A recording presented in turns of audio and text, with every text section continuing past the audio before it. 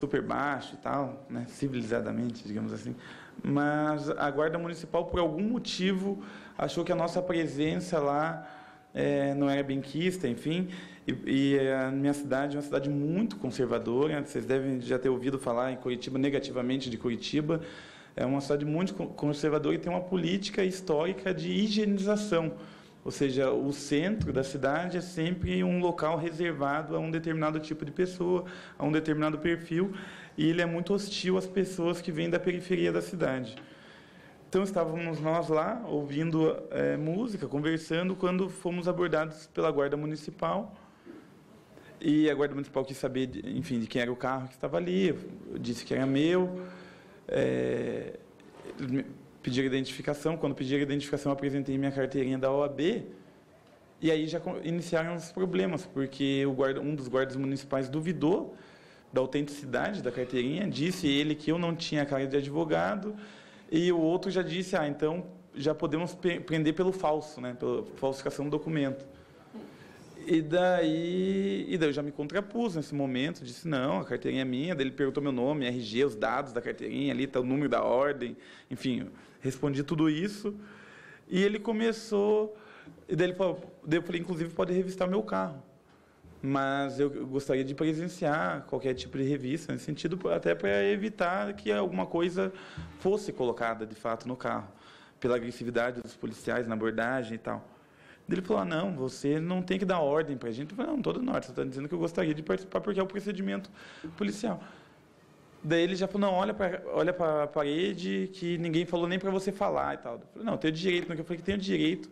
Ele mandou eu cruzar os dedos, eu cruzei os dedos, ele apertou meus dedos, bateu na minha cabeça. E daí já começaram as agressões ali.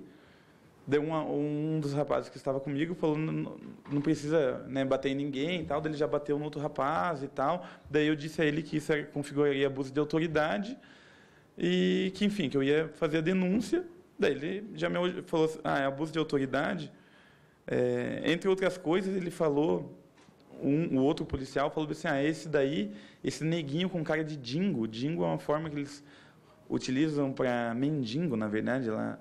A polícia de Curitiba, fala, esse neguinho, cara de dingo, não pode ser advogado.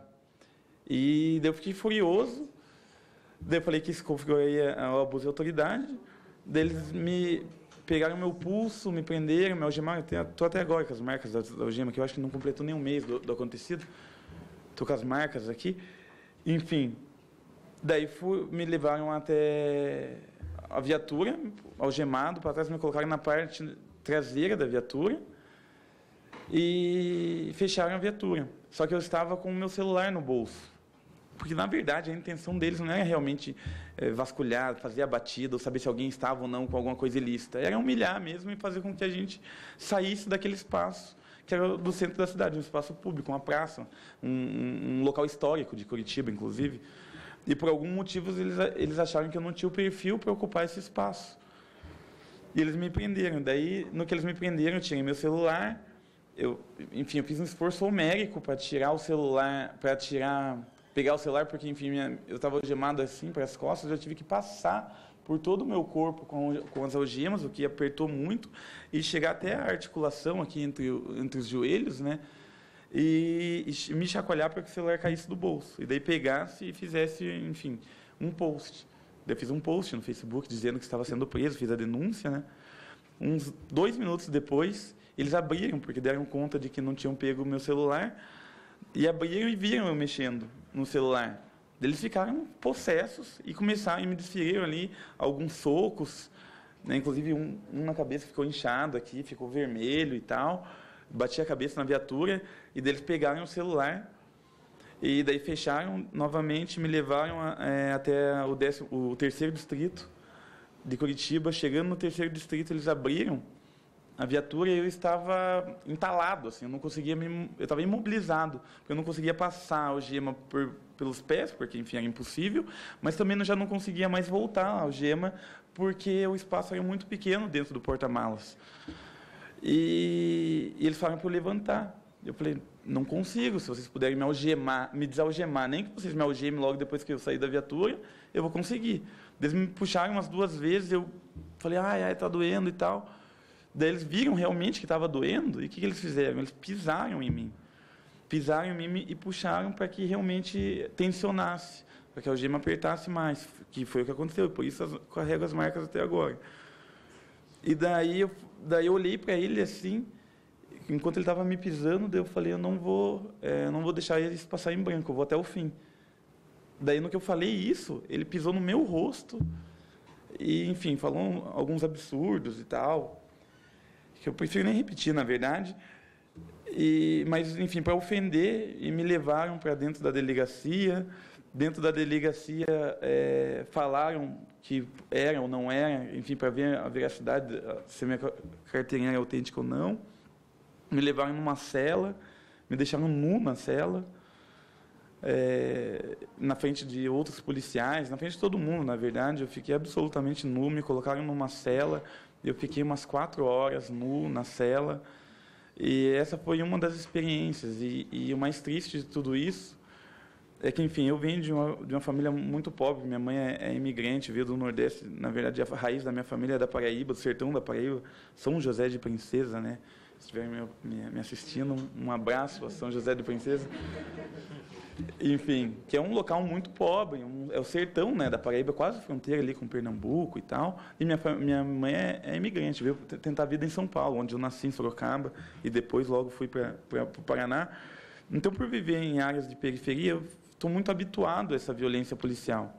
Só que nesse momento da minha vida, em que eu consegui estudar por uma série de oportunidades, inclusive oportunidades que foram abertas aí pelo último governo, que é a inclusão a partir da educação, acho que eu sou muito símbolo disso, nesse sentido. E por estar nessa situação, formado pela UFPR, faço mestrado pela UFPR e também sou candidato pelo meu município. Então, e tudo isso eles desconheciam, porque o meu perfil não é um perfil de uma pessoa para eles, né?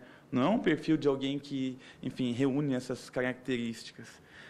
Então, no momento que ocorreu isso, eu ganhei uma determinada visibilidade, tanto que estou aqui, e acredito que essa visibilidade foi providencial, no sentido de que hoje eu consigo fazer justiça com todas as vezes que me humilharam em delegacias por absolutamente nada, por todos os meus amigos que apanharam, ou inclusive que morreram pela violência policial, porque a violência policial na periferia não é apenas algemar e dar uns tapas no rosto, enfim, ela é uma violência que vai até o último, ela vai até o limite na periferia é a morte.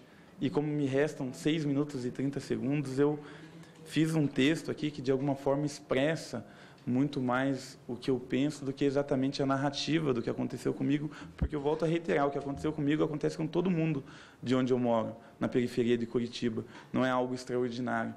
E, por isso, eu fiz esse post para tentar, de alguma forma, dar uma dimensão, ou pelo menos conseguir exprimir isso em palavras. O Brasil possui a polícia que mais mata no mundo. A cada 3 assassinatos cometidos no Brasil, 2 são de jovens negros de 15 a 24 anos de idade, revela o mapa da violência, o último que foi revelado, pelo menos que eu tive acesso, em 2013. No total, incluindo negros e não negros, foram mais de 660 mil jovens mortos em 2 décadas. O número de mortos nessa faixa etária é maior do que as vítimas de conflitos armados em outros países, como o Afeganistão. Sobre a incrível taxa de mortalidade da população negra, sobretudo no Brasil, Aristóteles já dizia em sua obra poética: deve-se preferir o que é impossível, mas verossímil, ao que é possível, mas não persuasivo. Isto é, o espírito não se emociona com aquilo que não acredita. E a mídia brasileira tem papel fundamental nessa descrença, pois mostra a todo momento que essas mortes não são espantosas, anormais ou intoleráveis. É justamente o contrário. Os programas policiais tecem elogios às práticas de extermínio, induzindo a população a pensar que é algo inevitável na guerra contra o crime, que, em verdade, é uma guerra contra os pobres. A catástrofe não é o iminente, o que está por vir, mas a continuidade, o que já está aí, o que já é dado. E qual a conjuntura social, eu me pergunto, que permite tamanha barbárie à luz do dia, a olho nu, sem que ninguém se espante? O que era entendido até pouco tempo, antes do golpe, como direito do cidadão, como rede de segurança coletiva, passa a ser interpretado como caridade, estigma dos incapazes, difamados como sendo um sorvedor do dinheiro dos contribuintes, associados no entendimento público a parasitismo, negligência censurável, promiscuidade sexual ou abuso de drogas. Eles se tornam cada vez mais a versão contemporânea da recompensa do pecado. E recompensa do pecado que os cidadãos de bem, entre mil aspas, não só já não podem custear, como para o qual não existe razão moral para a qual deveriam tentar fazê-lo. Não mais seguro coletivo contra os riscos. Essa tarefa está cada dia mais sendo privatizada. E em todos esses casos de barbárie, de violência policial, ecoa a tragédia fundadora de Canudos. Em todos os casos, a vida nua da população pobre brasileira é exposta com crueza pornográfica. E o que mais me estarrece, é o eterno retorno da barbárie. O trauma provocado pelo genocídio não gera os anticorpos, não permite ao corpo social criar as defesas que impediriam uma nova tragédia. Vigário Geral ocorreu apenas meses após a Candelária. Nenhuma transformação na ação da polícia, nenhuma reforma judiciária, nenhuma consciência social organizada. Nenhuma cidadania parece interromper o ciclo louco do terrorismo de Estado. Terrorismo de Estado. É exatamente isso que se trata, mais uma vez. E segue uma lógica implacável.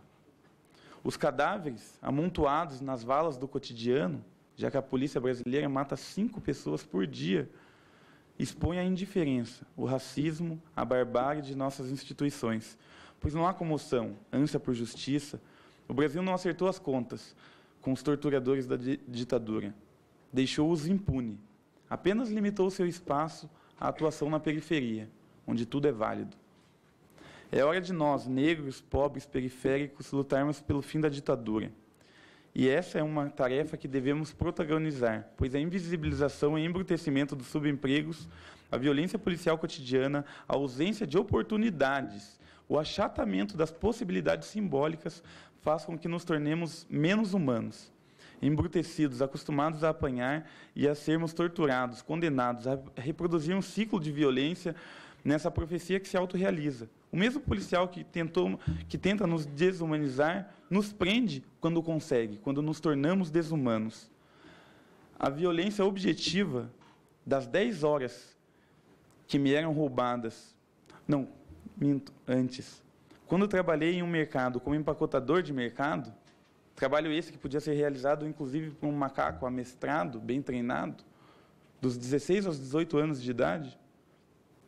E quando chegava em meu bairro para ter algum momento de lazer e apanhava da polícia, era apenas outra face da violência que eu me acostumara. O patrão e o subemprego na área nobre, a polícia na periferia. As duas coisas se complementavam. A violência objetiva das 10 horas que me eram roubadas no auge da minha juventude, me obrigando a parar de estudar, era complementada pela violência subjetiva de um policial também embrutecido, treinado a partir das diretrizes bélicas amigo-inimigo, em que nós estamos no centro do alvo, embora estejamos às margens da sociedade. Enfim, a violência estatal pode se apresentar de cara limpa, através de um agente estatal da repressão, ou se apresentar de modo invisível, retirando nossos sonhos e oportunidades desde muito cedo. Eu acho que é contra toda essa violência complexa que nos tira a humanidade, nos tira as possibilidades, é que a gente deve mover todas as nossas forças. E essa é uma tarefa que nós, da periferia, devemos protagonizar.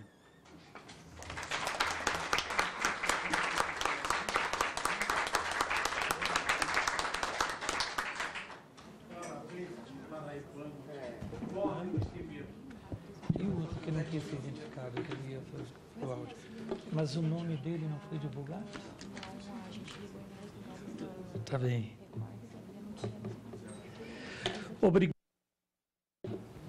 Muito obrigado ao Renato de Almeida, que